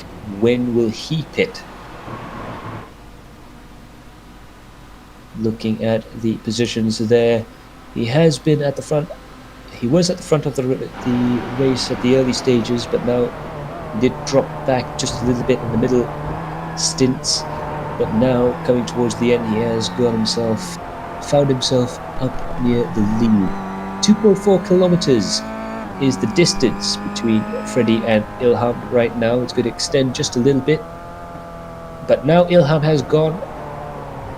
Has he gone into the pits? Yes, I believe he is pitting right now. He's going to lose quite a few positions there, obviously, as the cars begin to pile past. What happened? Oh, he's pitting. Yeah, his pit box is right behind the safety car there, so that it was a bit confusing. Yeah. So Ilham out and Saiful Arifin in. Very interesting. Saiful Arifin getting back into the car there.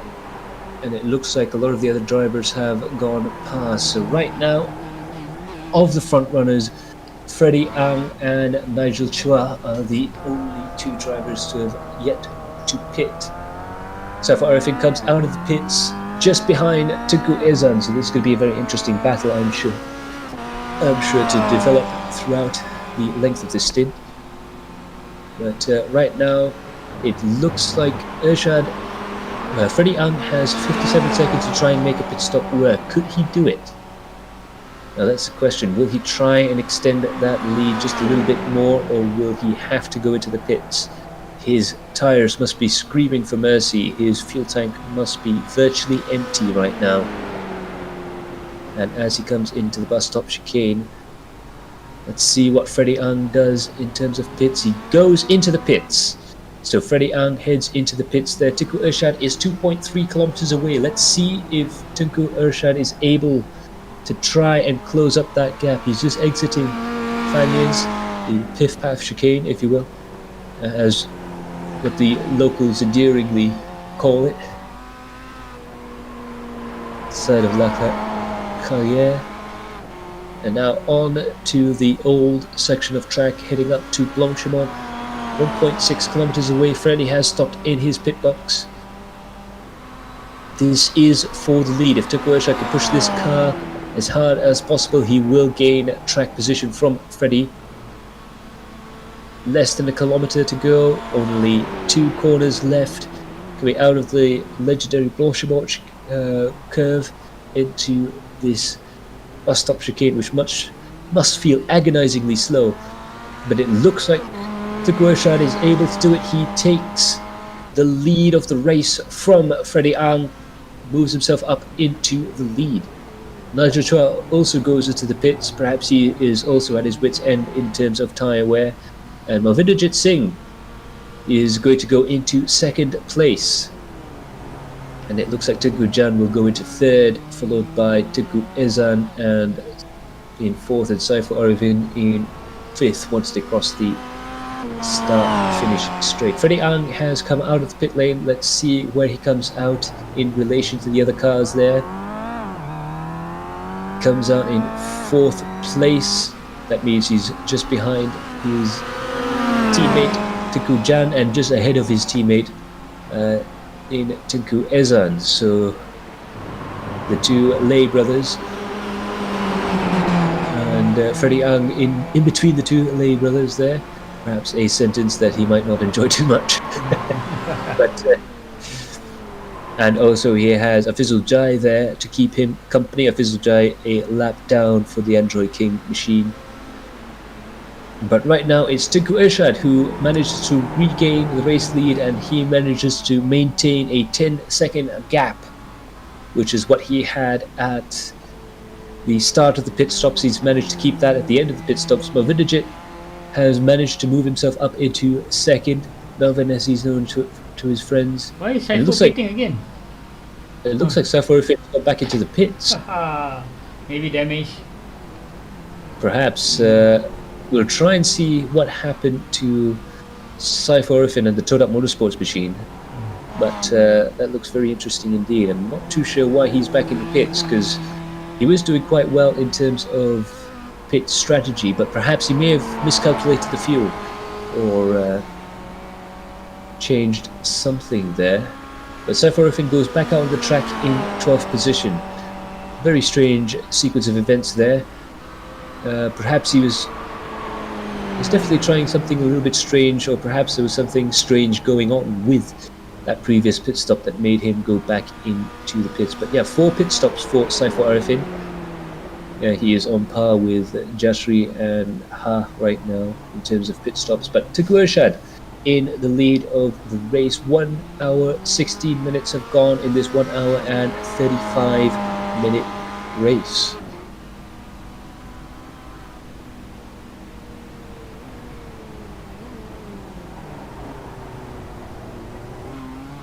Now, for those of you who will just join us, this is the warm-up race for the Adrenaline Impact iRacing Malaysia Championship Round 5, the Merdeka Spa Endurance.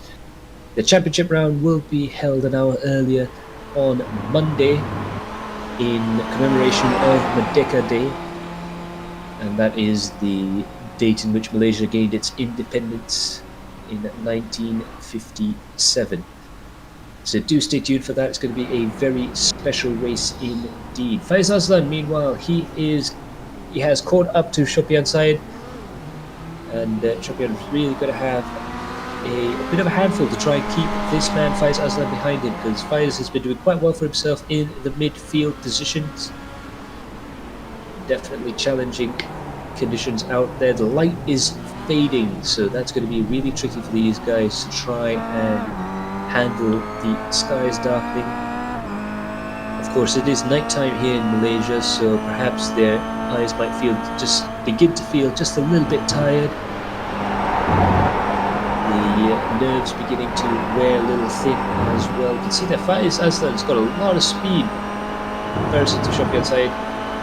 Perhaps Shopian, the slightly slower, safer driver of the two that have driven that Toyota Motorsports Revolution car. Faiz Aslan is challenging for that 6th place. Going through Lekong. Down to the hairpin there. Will Faiz try an overtaking maneuver coming up through here? He's close enough to try, but he decides not to. It is a very tight chicane, and it is, a very tight hairpin, I should say. And it is off camber as well, so it's going to be very tricky indeed to try and keep any sort of overtaking maneuver happening through there. Now Shopian is going to head off into this very fast left-hander. Gone a little bit wide there. Faiz Aslan manages to keep his racing line just a little bit tighter. How well will they do with the braking zone down in Tanyas? It looks like Faiz has the braking ability, but Shopian has a little bit better traction coming out of the corners there. So this is going to be very interesting indeed. Where will Faiz go for where will Faiz attack? Where will he try to overtake Shopian side? Coming out of Stablo, down to Blanchemont.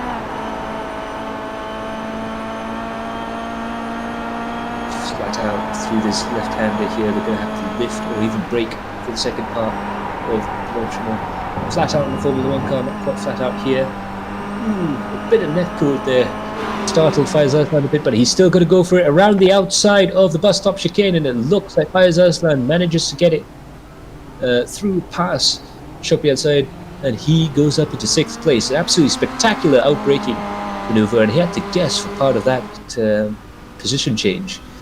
So very good instincts there for Faiz to get through that rather scary situation.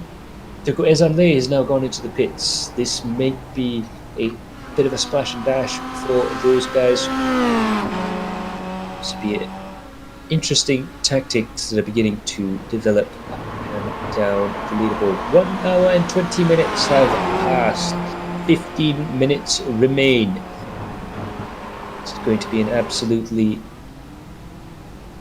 interesting end to the race. At the front of the field, Tuku Ershad appears to have quite a bit of the lead he had coming out of pits. Malvinajit is getting into his stride there, going up into 2nd place. He is being followed by one of the URT cars who's gone off the road there. That's his Chok Fan Pang, who looks like he got the car a little bit unstable on the brakes, and he's managed to get the car back. So well held, managing to recover from what could have been quite a nasty impact there. It's amazing how good your skills become when you try and avoid an obstacle. But Tuku Ershad there is up in the lead, but he's only up by about 4 seconds. So Melvin definitely catching Tuku Ershad at quite a rate. Meanwhile, Freddie Ang has caught up with Tuku Jan. Let's see how this battle will sort of pan out. Less than 0.3 of a second between these two cars, less than a blink of an eye. That's very close indeed for these two drivers, Tuku Jan and Freddie Ang. It's going to be really tight between two of them, but it looks like Tukujan's gone into the pits, and Melvinderjit Singh has gone into the pits as well. Melvin has gone in. He was catching Tukuja at quite a rate, but this is going to be interesting. The last 12, 13 minutes, they are going to for the fourth pit stop. Absolutely. Maybe perhaps some of these drivers have just left it a little bit short in their calculations. Maybe what Shaiful and Ilham is doing is having their fourth pit stop just enough to finish it. Perhaps. Yeah. So they top it up for just to finish this in time. Absolutely. Yeah, that could be a possibility. They might go for a splash and dash. Perhaps that might be Tukushad's tactic.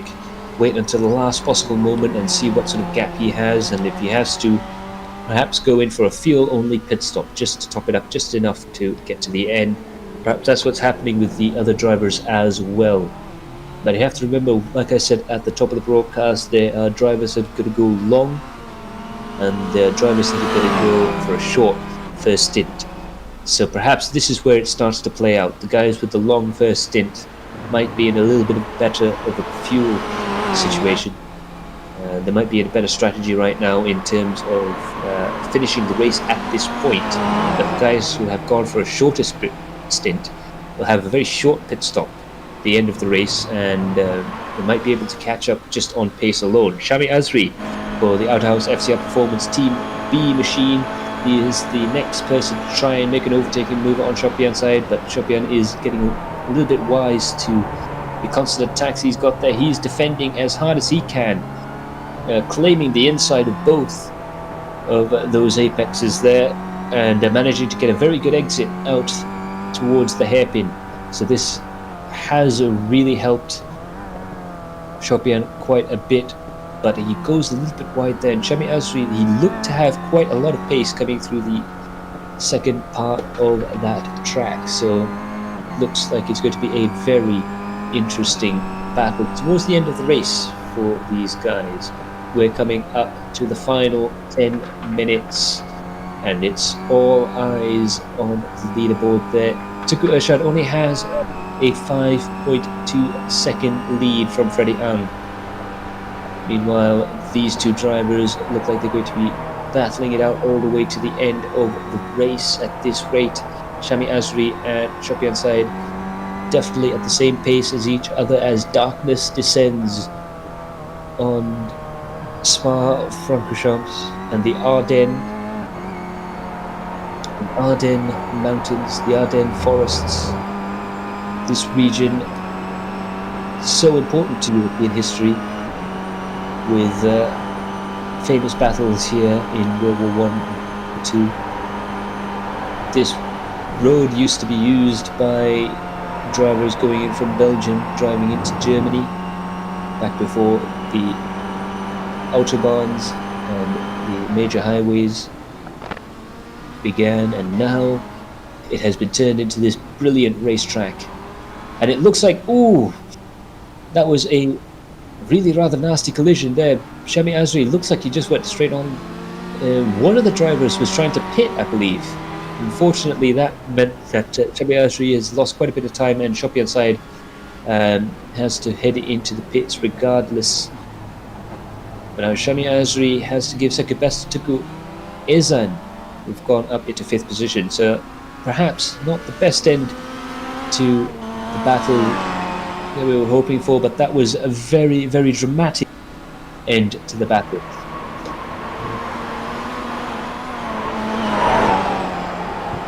That last few corners really is quite dangerous for close encounters. Absolutely. It's one of the best places for an overtaking maneuver, but it is also the narrowest part of the track, if I do recall correctly. Like I said, that corner, Blanchimont, used to be part of a public road, and it was only a 2-lane public road, so as you can see here as well, very narrow in places.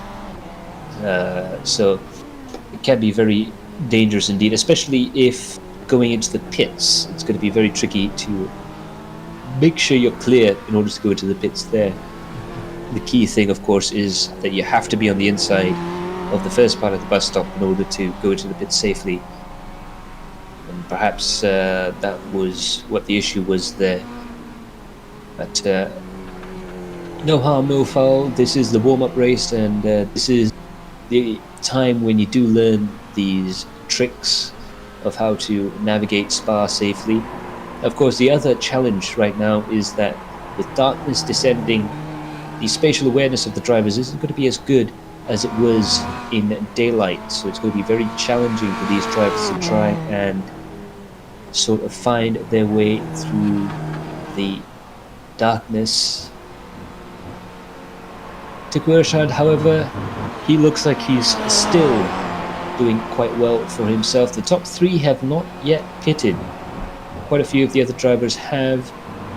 And this might be Faiz Aslan has gone into the pits. He was in third position. I was just about to say that he seems to have gotten his strategy right, but I may be just a little bit wrong.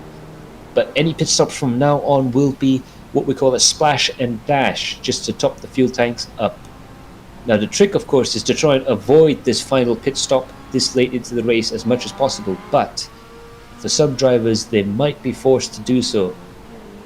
Tiku Ershad is slowing down ever so slightly. Freddie Ang is beginning to catch up with him. So is this Tiku Ershad losing performance, or is this Tiku Ershad trying to save fuel? And will Freddie Ang, first of all, will Tiku Ershad be able to make it to the end of the race? There's only 6 minutes left in the race. We might make it to lap 35 at this rate. Freddie Ang might be able to finish the race without having to make another pit stop. But again, it's all going to come down to fuel saving. Will these drivers need to make another pit stop? Because they're too close. It's too close for either one of them to make a pit stop and still be in the running for the race. This is definitely very tense, strategic battle going on here right now. Tiku Ershad and Freddie Ang both staring at the black box and staring at their fuel consumption. They will be shouting off to their crew chief apps, trying to get fuel to finish. And it looks like Tiku Ershad's gone a little bit wide through there.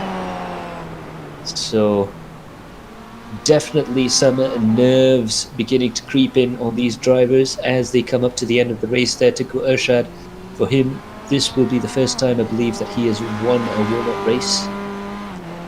For Freddie Ang, of course, he has a lot of pace.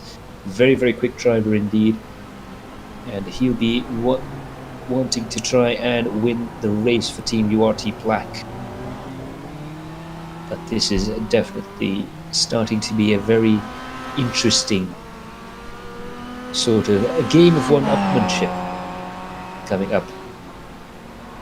It all depends on whether Tiku Ershad has enough fuel to finish the race. It's going to be very challenging indeed. Of course, Tiku Ershad has had experience in fuel saving here around at Spa. Both the SRA teams finishing the race with as little fuel as possible. So perhaps this is a repeat of that performance from Tiku Ershad. Freddie Ang, of course, has quite a bit of experience in endurance racing as well. He'll be looking at his fuel levels. Could this be a case where one driver has more fuel than the other? Meanwhile, Shame Aizan, who's doing so well earlier on there, but it looks like he's managed to misjudge that braking zone just a little bit and has gone off the road. Very, very difficult situation indeed. Okay, we have Michael. Hafid. Apa khabar, Michael? Ya, khabar baik. Dapat masuk tak tadi? Tak dapat masuk. Alamak. Kenapa Ipin masuk pit 4 kali? Sebab nak bagi aku masuk, tapi aku tak boleh masuk. Aduh. Alamak. Dia tim yang 3 orang, semua tak boleh masuk. Yang ketiga tu tak boleh masuk. Kenapa lah? Kau tengok setting balik nanti. Aku dah set minimum 2, maksimum 3. Tak, aku sekarang ni aku Pingu dengan Firefly tak boleh masuk. Alamak. Tim yang 3 orang Yang ketiga tak boleh masuk. Alamak. Apa nanti kita orang set this what kena ada warm up race ni. Kan? Tapi point macam mana Tak, hari ni semua point sama je. Janji finish. Dia point ikut team ke ikut ni? Ikut tim. Tak apa, nanti kita orang selidik dulu. Sebab dah configure betul lah, minimum 2, maximum 3. Yelah. Sebab apa semua dah double check dah pun. Apalah. Something wrong lah kat situ, nanti tengok kita orang double check.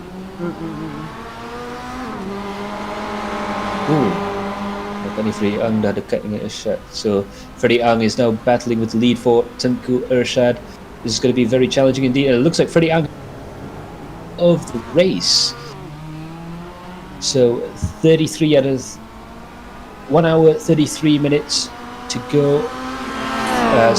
1 hour and 33 minutes have passed. 1 hour about Last lap 2 minutes to go. So it's the last lap of the race. Freddie Ang has managed to claim the lead of the race on the last lap. And now it's down to which driver has enough fuel to try and finish the race there. It looked like Tengku Irshad had to back off just to try and keep the fuel in the car. Freddie Ang's going from one side of the track to another. Now, is that a fuel pickup issue, or is he just trying to defend from the man behind him? It looks like Tengku Irshad has dropped off the pace quite a bit. It's turned into a bit of a fuel economy run down to the line here, and it looks like Freddie Ang has the most amount of fuel. We'll see if he's able to finish the race, but that is dramatic news. Agak mengejutkan juga. Last lap ada position take. Itulah.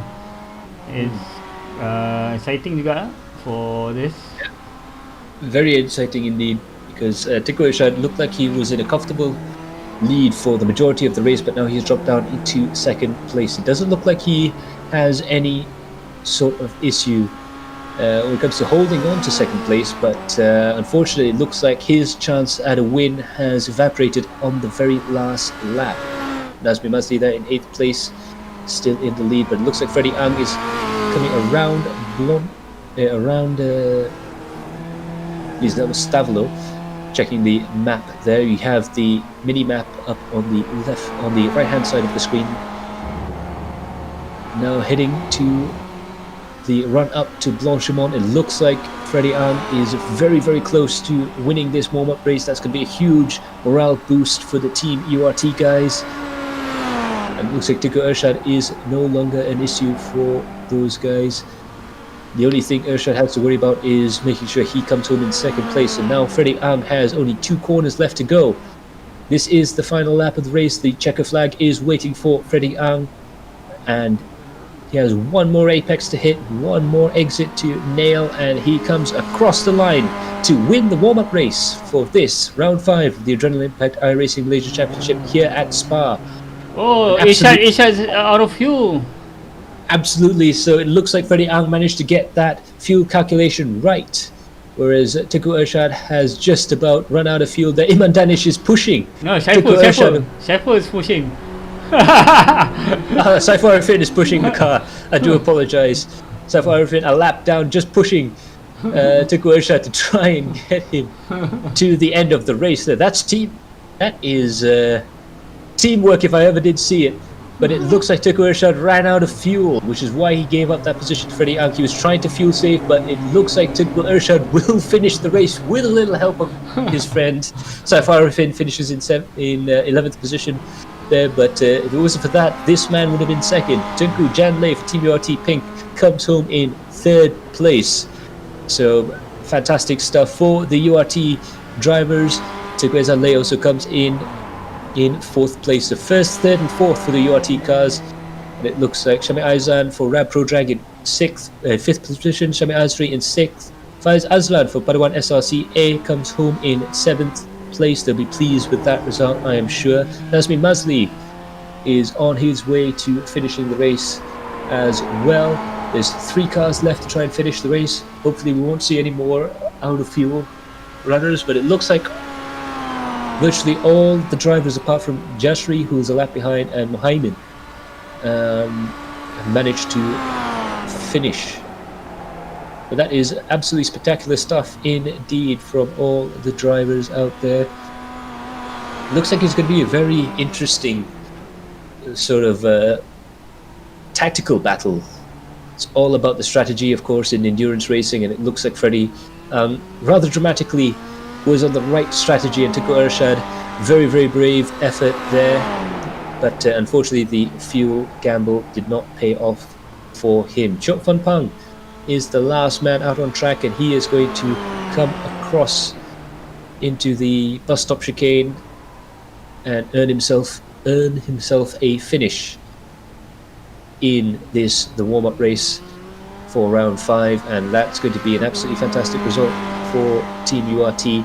Managed to bring all their cars across the finish line. As darkness descends here at Spa, we have the results here. Team URT Black is in first place, followed by Dante's Todak Motorsports, heartbreakingly losing the lead of the race in the final lap. Team URT Pink is third, and Team URT Pink as well is in fourth. I believe they might have misspelled. I believe one of them is green or gold. Can't remember. I'm guessing one of the, maybe Jan didn't manage to join the team driving group.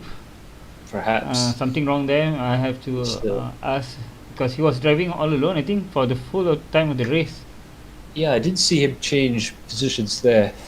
Of course, that's the whole point of this warm-up race, is to try and iron out any of the kinks we have in the format. But it looks like Team URT first, third and fourth. Dante's Todak Motorsports, unfortunately, like I said, heartbreakingly losing the lead of the race on the last lap. Rab Pro Drag Esport in 5th place, Outhouse FCR Performance Team B in 6th, followed by the two Padawan cars in 7th and 8th, A and B respectively. Team URT Blackpink manages to get themselves up into the top 10 as well in 9th. Todak Motorsports Revolution round out the top 10, followed by Todak Motorsports, AFA 778 Autosport, Android King, Todak SSAD, Club Automobilista, Hermanos Veloces, Android King, and Todak Motorsports Asia. So that rounds out our field of cars. I believe 16 cars have entered. There will be a few more entering the race, if I'm not mistaken, as well as a few more drivers. Unfortunately, glitch, so we do apologize to some of the drivers that weren't able to get into the car there. We will have that sorted by the time the race rolls around. So do stay tuned to Adrenaline Impact for more racing action. There's going to be some real-life racing, as well as the Merdeka Spa Endurance event for Adrenaline Impact iRacing Malaysia Championship. Round 5, 2 hours and 24 minutes of enduro action, as well as some real-life action from Sepang for the Merdeka race. So do stay tuned to Adrenaline Impact for that. All that remains for me to say is to thank Works Engineering, Lucas Oil, Precision Sim Racing, and Android King. Those were our sponsors, as well as our supporter for this absolutely amazing event, the Motorsports Association of Malaysia. That has been our director, Carol Alak. My name is Max Palmer, and we will see you all in the next broadcast. Ta-ra!